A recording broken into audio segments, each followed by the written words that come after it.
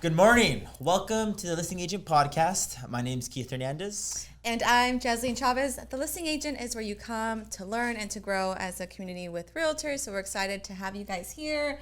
And Keith, do the pleasure of introducing our special guest. Yes, today we have Mr. Manny Soto, the financial architect. Business Manny. Hey. Money Business Manny.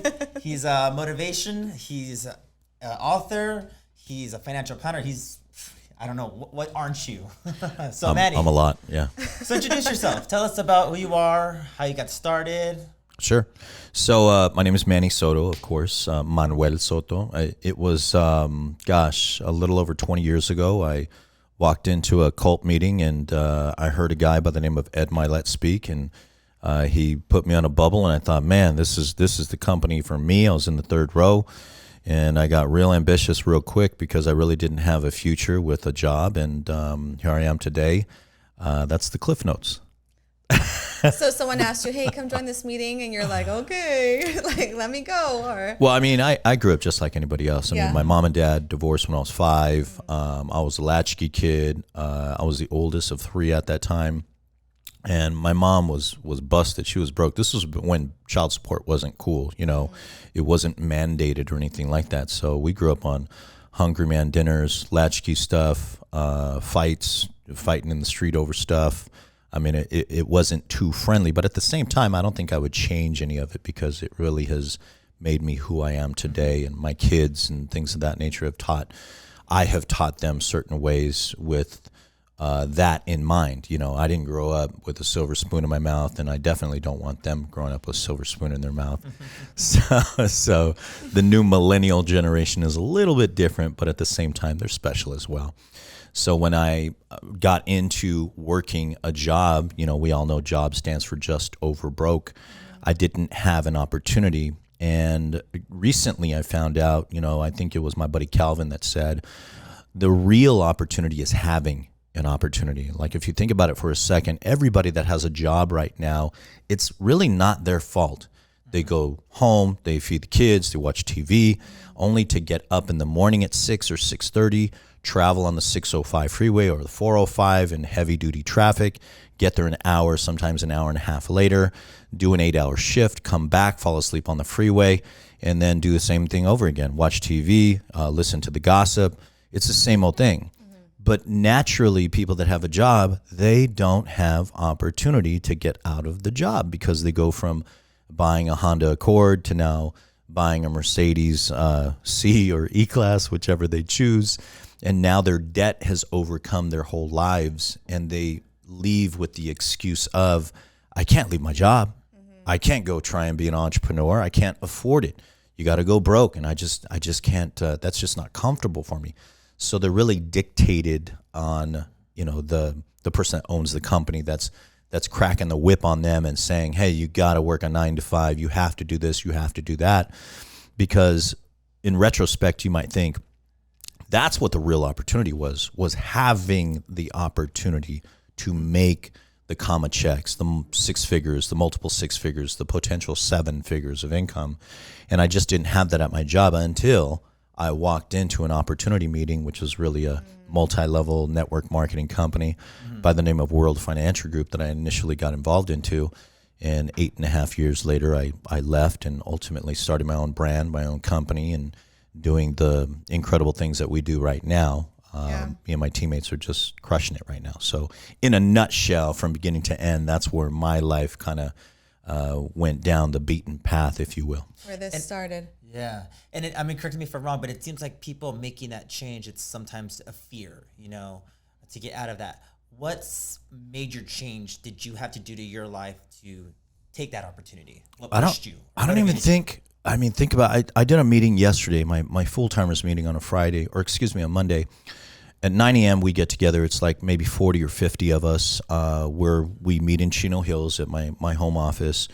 And I told them point blank, I've never seen somebody work 60 and 70 hours a week that lost. Never. If you consistently work for 60 to 70 hours a week for the next 6 months, 2 years, maybe even 5 years to get your residual income up, because we have residual income in our business, you're good. You'll be straight. But what people don't do is they don't do that. Like I have the secret recipe. I have the recipe for success, but you can't work 25 hours and expect to get 60 and 70 hours a week income. You just can't do that.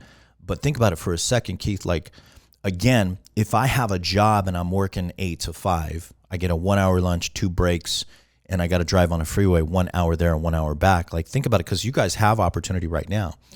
But I had a job. So me in that position, I didn't have an opportunity to go, hey, Manny, why don't you start part-time as a realtor? Why don't you start part-time as this, part-time as that? Because my girl at the time, she was like, where are you going? I'm gonna go to the gym. Who you be with? Who you gonna be? She'd say, where you gonna be? I'm gonna say, I'm gonna be where I'm at. You know what I mean? But I didn't have that opportunity. And when my cousin called me up to give me an opportunity, you better believe I was ready to go. And that's what sucks about some of these people that have jobs, is that they grab onto anything. If you're in the middle of the desert and someone gives you a Pepsi Cola, you're going to think it's the best Pepsi Cola ever. So if you're in the middle of the desert, which is financial stress, a quiet life of desperation, you just bought the new Mercedes because it gave you endorphins. Now you're in debt. So now you feel a little bit different. You're on eggshells. So having an opportunity, again, is the real opportunity. Even in a third world country, they don't have opportunity like we do. Yeah. So that's what really floored me when it came to that. And I went part-time for about 8 months. And then ultimately I went full-time in financial planning. I lost a lot of things. I mean, I got my car repoed.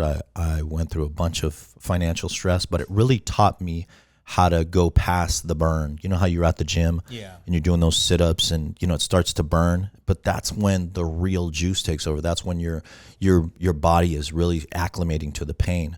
And your mind says, oh man, this is uncomfortable. Stop. Your mind will say that, just like in financial stress. It's the same thing as the gym. You go through this stress and then your mind goes, stop, don't do this anymore, because your mind is naturally trying to protect you.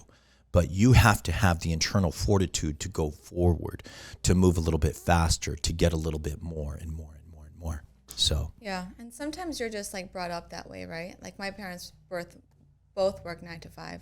So it's almost like that's secure for them. Like, hey, I have a family to feed. I have this and that. My dad would make good money, but I would be nosy and look at his computer, right? And it was like 120, which is not amazing, but it was decent for a 9 to 5er. And I'm like, you only have like $2,000 left after paying everything. And I didn't realize it at the time because I'm so young. But I'm like, man, that's crazy because that's so little. yeah, But it's what you're taught. You get a job, you get married, you have a car, you have a savings, and that's all you need in life, really, right? But not, because I wouldn't have known what real estate would have done for me if I wouldn't have taken that step. Yeah. And and even if I, because I'm curious now, like, how'd you get into real estate? You know what I mean? People want to know your story as well.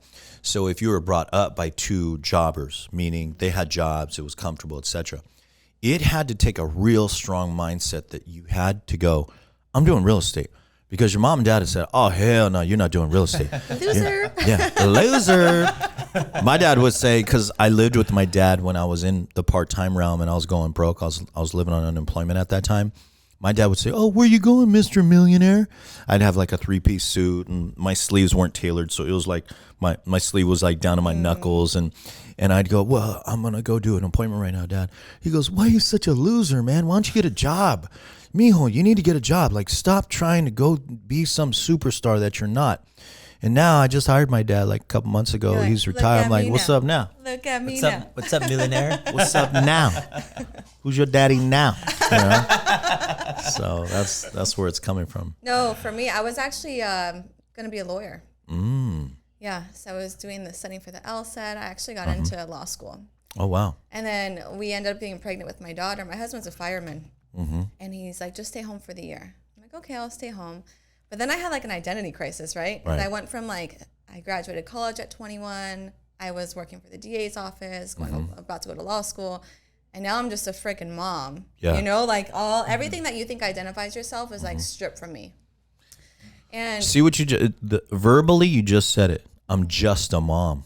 But it took a lot. Outside looking in, that's freaking amazing. Like your husband's probably looking at you going, man, I married up. It's a full-time You know, job. yeah. Don't get it twisted. You married up too, though. Your husband, husband put it on there. He's like, you're staying home.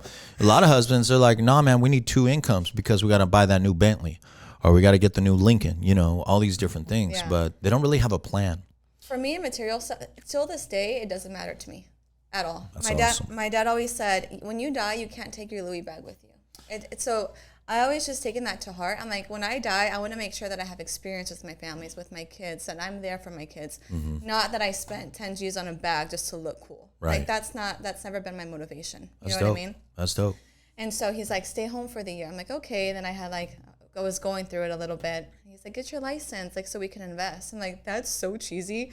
I'm like, do you know I was like, was it cum laude? Or whatever. I was Really? like, I'm like cum laude. I You're like, graduated I'm cum laude. yeah, I'm like, relax. I have a degree. I don't want to be a realtor. Like, how cheesy with your sign on the corner. Like, Look at you now, full self-made and Yeah. a mom.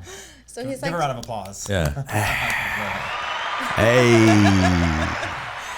yeah, and I always come from a place where it's like, I really want to help people. And I know it sounds cheesy, but there's some realtors out there that are just out there for the money. They'll push you into anything.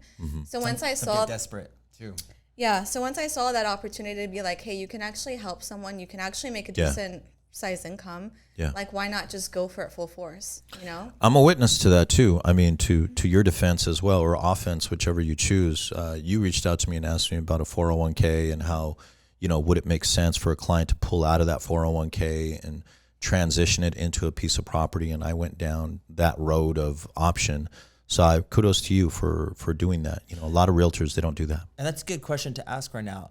Do you, for a lot of agents who are kind of, you know, advising their buyers and stuff, do you recommend that people should pull out of their 401k to purchase property? What's your thoughts on that? I mean, it's their money. I'm a little bit weird in the sense that, I'm a financial strategist. I own an RIA, which is a registered investment advisory company, and I also own an insurance company. I own a franchise. I own all these different companies. But when someone asks me that question, I go, look, you guys are big boys and girls. You have the opportunity to do that, but you should have your advisor outline the risk to it. So let's say I have $100,000 in my 401k and I'm 42. Well, you're going to pay a 10% penalty if you pull out the money. Then you're going to pay regular income taxes, which state and federal could be around 30%, hypothetically speaking. So do you believe that you can get a 40% ROI in your property? And if they don't believe that, then I would say, then don't. If they do believe that, then I would say, go for it. You know, you got some units in Beaumont that can create a positive ROI, and you think it's going to be more than the compound interest over the next 20 and 30 years, have at it. You know, will capital gains taxes change? Will the step-up basis change inside of your property? Is inheritance taxes going to be relevant in the future? These are all things that are tasked with me and my financial architects versus a regular realtor. Respect to you guys going, oh man, I just got to make that $8,700 commission check because, you know, that's what's most important to me. But I love what you said about giving people or helping people the right way, because that's how, in my opinion, you do. I mean, the mission statement to our company is powerful, and it's really relevant whenever people are going through the financial strategies. It's to educate and empower. That's our mission statement. Not to sell them something. Yeah, yeah. What is your financial philosophy? You know, in a one-liner, if you guys are ready for this, don't go broke. That's my financial strategy. As a financial strategist, again, your job is to help people save and invest money, right? The primary job of a person that's investing is just to not go broke. And I've never seen somebody go broke by saving too much money. So the first task should be to save at least 30% of what you make. Okay. You have to.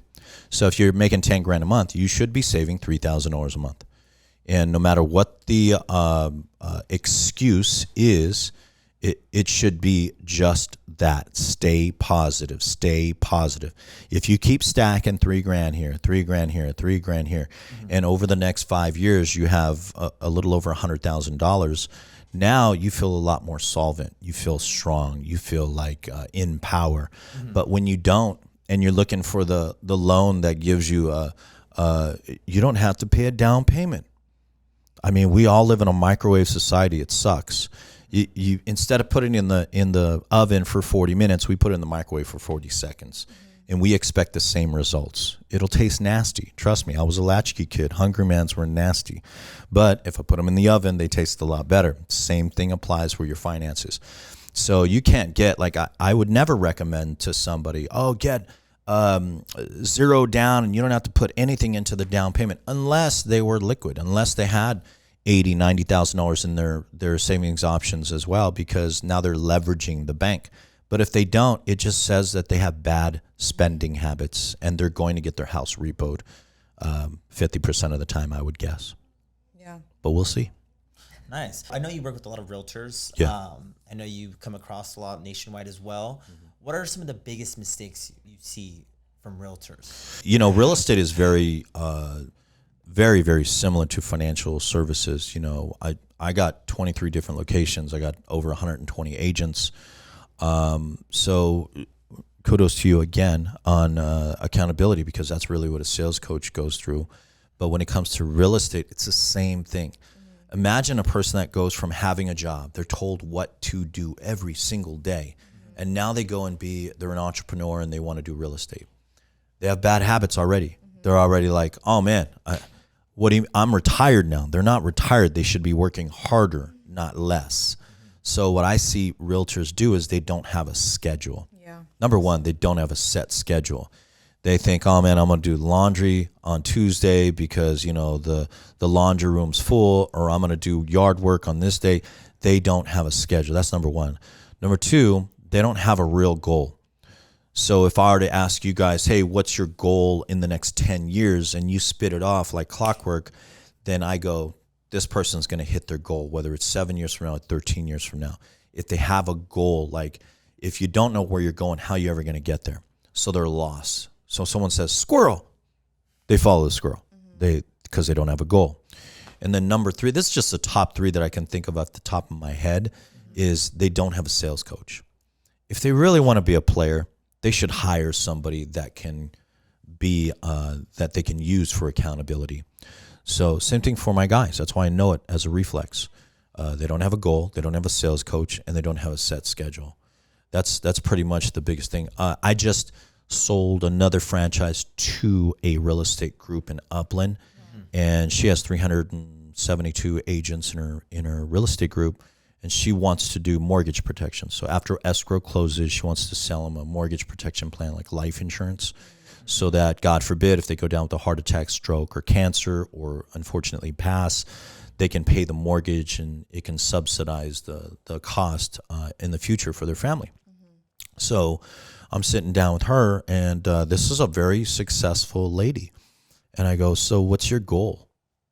She was like, I've done very well, and I'm looking to make more money. I'm winging it.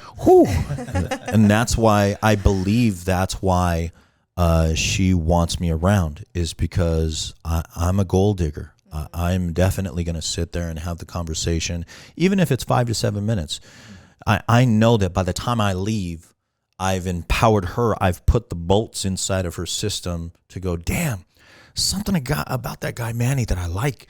Every time he leaves me with a little bit more energy. And then I don't see him for another 2 days. I got to go to his Instagram. I got to see what this dude is doing.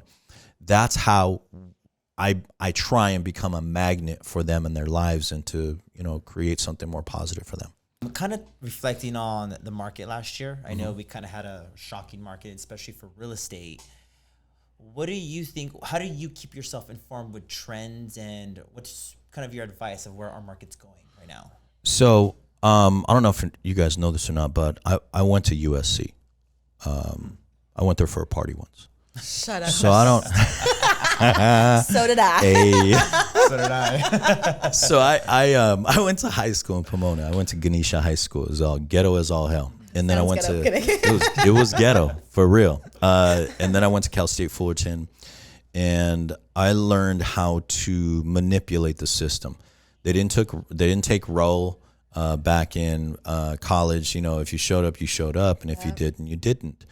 And of course, with YouTube and modern technology, YouTube wasn't even out, I don't think, like 13, 14 years ago. So I got into the industry 20 years ago when YouTube was not out. So, and Instagram was not popping, Facebook not popping. So imagine me 20 years ago trying to market and things of that nature. I was taught from the old school, but I also acclimated to the new school. It's really frustrating that a millennial will get in and go, we're going to do 3 reels. And they do 3 reels. And like, oh, I didn't get any leads from my reels. Did any go viral? None of them went viral. No one's following me. Damn it. So that's their capacity of marketing. Like, I want to go, you guys are such wimps. Like, get it going. Like, you guys made no calls. You've gone door knocking, nada, and you ain't even hit up your Aunt Sally. But yet you want a reel to go viral, and that's your marketing specific or plan. I think that's horrible. But a lot of the publication, like the financial specifics, are also, they're paying attention to them on TikTok, Instagram, instead of going to another platform to learn impartially, by the way, of a product or service or economics. One platform that I love is YouTube. So I can punch in that. It's the second largest search engine right behind Google, by the way, YouTube. So I can punch in how to build a motorcycle, or how do I put this widget on this, you know? So the same thing applies for economics. I follow a couple different people economically that I believe in. And I also look at the alternate, meaning I look at not just one person that says this, but I want to go further and look at another person that says that. And I base it purely on data. So when someone says that a real estate crash is coming, I go, where's the data in that? Because it's not. And I'm a financial planner. I'm not a realtor. I'm not someone that's trying to sell you real estate. There's no data on that. I would argue that it's the reverse. There's no inventory. So I would say that real estate may even haircut a bit above. So once there's more inventory, then yeah, I would argue that the data will show over the next quarter that inventory and the mass of inventory is going to say, hey, we're going to have a real estate crash. But do I see that data today? No, I don't. So I'm all about that. I'm all about researching data and listening to people that are authorities on the specific. Like John Maxwell speaks on leadership. That's a number one guy when it comes to leadership. So I'm going to sit there with like a kid in a candy store and write some notes out when it says to John Maxwell, you know? So same thing applies for economics. Do I think that we're in a pretty rough spot with banking? Absolutely. Do I think that that's totally based on the Fed raising the interest rates? Absolutely. Do I think that it might get worse? Absolutely. So do I think unemployment's going up? Absolutely. Is that going to affect our housing in the future? Absolutely. So it's all based on data, though. So when I see unemployment starting to curve up at 3.7, 3.8, and potentially by the end of this year, the Fed even says it's going to be 4.5.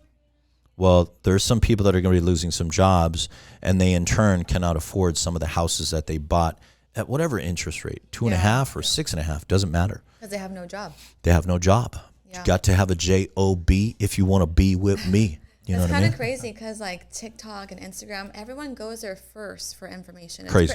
And it's like, dude, that person that you're hearing speak doesn't even know what they're talking about. My mom's like, I found this on TikTok. I'm like, Mom, you're like, you know? Yeah. It's just crazy, but they don't want to take. It goes back to microwave society. They don't want to take the time or the effort to go and like actually search credible sources. It's like, what's easiest? Okay, that's cool. Like I can do that, or I believe that because it's easy to believe. Yep. I had one of the social media coaches. I was paying him $4,000 a month, and I paid him for about 3 months. And I'm like, man, I could do this shit. So he was telling me you got to make your videos quicker. Like, it has to be under a minute, has to be under 30 seconds. And I was like, all right, I started doing that. And I was like, no wonder all this shit's going viral, because they really cannot dive into the content. There was a recent video about infinite banking. Have you guys ever heard of that before? Yeah, you give a class. Yeah. Okay. Tell us about it, though. So infinite banking is using your life insurance policy to earn an interest rate and create arbitrage inside of your account. So if you're getting 0 at your bank, you can be getting 5.25%, sometimes even 7 to 8% inside of your index account, okay, in a life insurance policy. Those outside looking in, you go, wow, that sounds amazing. But they never bring up the fees. They never bring up like, well, you have to pay $200 out of the $500 that's going to create a cost internally. And they don't research it. So I had this it went viral. It was like millions of views on TikTok where this guy was saying, yeah, man, I got $1 million life insurance policy and I could take out $900,000 next week. Yeah, I think my mom showed me that video. That's a lie. That's a total lie. Let me get this. Let me go buy one of those. I can go buy $1 million life insurance policy, put $1,000 into it, and I can borrow $900,000. No, that's absurd. So, but the TikTok, and this dude was not like, he was really believing it. Yeah. And I was like, man, that's just completely false. So I kind of liked that because someone else's wrongdoing is actually making me some money because they're asking me. And I'm like, well, it's misguided and here's the reason why. And then I got to talking a little bit more on the numbers side and I ended up, referring some of these guys to some of my brokers. But I can sell you this? Yeah, pretty much. I'm like, yeah, that plan just does not exist, but I can pivot here, so. Still got you a client to come in and sell them something else for We've sure. had multiple clients. I would guess almost 100 clients from these TikToks, it's Instagrams. crazy. And that's what's great. Like social media, it's great. It could be bad, but for us, right? We'll post about down payment assistance, right? Mm-hmm. See, but same thing. Yeah, it's just a conversation starter. totally agree. Hey, like, can you come up with, and then it's just like from there, and boom, you end up closing them. Yeah, or closing a deal. Yeah, with them, so it's just. A great one was the California Dream for All program that came out, and everyone was posting all over social media, and a lot of realtors got clientele. They didn't get the program, but they still got them to intrigued in buying. So they're selling the sizzle, not the steak. Right. It's a great teaser. Right. I mean, as much as I disagree with it, I agree with it. Like marketing 101, that's freaking awesome. Yeah. But is it the one source that I'm getting all my information? Nah. YouTube is amazing. The right YouTubers. Yeah, the right YouTubers. Let me tell you. Well, I mean, I think we're gonna end up there. But lastly, I mean, did you have a question? I have a question. So obviously you're a team leader, right? Yeah. So how do you keep your agents like fired up, and how do you keep them accountable? The speed of the leader determines the rate of the pack. Let me say that again. So, the speed of the leader determines the rate of the pack. So if you have a great leader, they're cranking. They're smiling and dialing. They're in the office at 8. They leave at 8 p.m. They're hard workers. So imagine that being like a wave. So once the wave is dissipated, all of your other teammates, they don't pop their head up and go, I think I'm going to be the new team leader. Yeah. Nah. A high tide lifts all boats and a low tide also lowers all boats.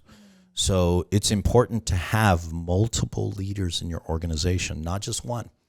So the capacity of a leader is roughly about 20 to 25, meaning if I'm a leader and I'm a great one, I walk in, I got the energy, I got the pizzazz, I got the charisma, I got all this stuff in my tail end. I'm maximizing at about 20, 25. Another leader has to pop up for them to flow another 20, 25. So you could tell I am in the leadership business. I would love to recruit leaders. I don't want followers.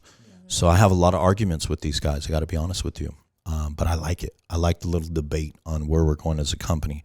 I go, hey, we're going here. One of the leaders goes, I don't know, man. I don't think so. I think that's the wrong direction. And I say, really? Explain to me why. That's why they have a lot of respect for me, though, because I look at them as my peer. Mm-hmm. So when it comes to leadership and being a team leader, that's my biggest responsibility, is acting like one. Mm-hmm. I want all the gifts and glory of leadership, but I don't want to do nothing. I just want to have it as title. Nope. That's not how to actually grab those leaders and run with it, unless you're planning on paying them a salary. So you pay these guys $30 an hour, they're going to show up and listen to you because you're paying them a salary. Mm-hmm. So I had that challenge with two of my brokers in my office. They were paying their assistants, and their assistants were coming to the meeting that I was giving. And I'd give an hour and a half meeting, and I go, why are you doing that? Well, we just think that when they come and they listen to you, they'll end up grabbing the information and running with it. I say, bro, those are not the type of people that you want. If you got to pay them to show up, don't want them. Think about church for a second. You know you're going to pay some money by the end of the pastor speaking, don't you? Pastor's got to have some serious charisma, doesn't he or she? Absolutely.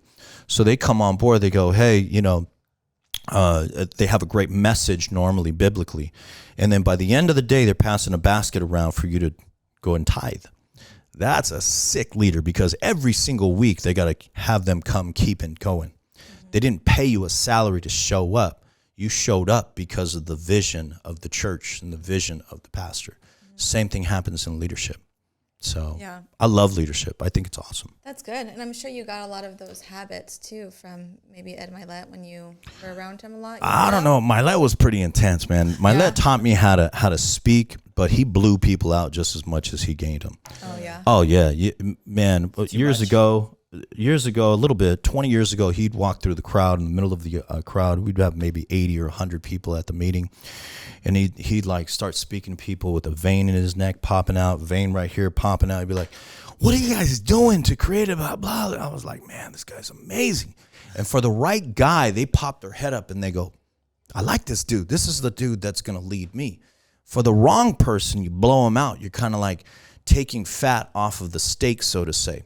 He was great at that. His full-timers meetings, he'd blow people out. Like it'd be 8, 9 of us at a full-timers meeting on a Monday morning, and we'd get together and we'd pass in our accountability sheets. We had these accountability sheets, and he'd grab them and he'd literally, Manny Soto, what a champion, what a stud. You wrote 17,000 this week. What a stud. You should be proud of yourself. What a business astronaut. Let me tell you something, man. Manny's going someplace. And then he'd go and he'd look at Bob, you wrote 1 app this week. You made 7 calls. What do you tell your wife when you go home? What's wrong with you? And I'd be like, damn.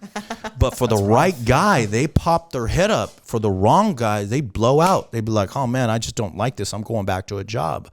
So, again, in the leadership round like that, you get what you give, yes, but at the same time, you don't want to give too much because they start taking advantage of you.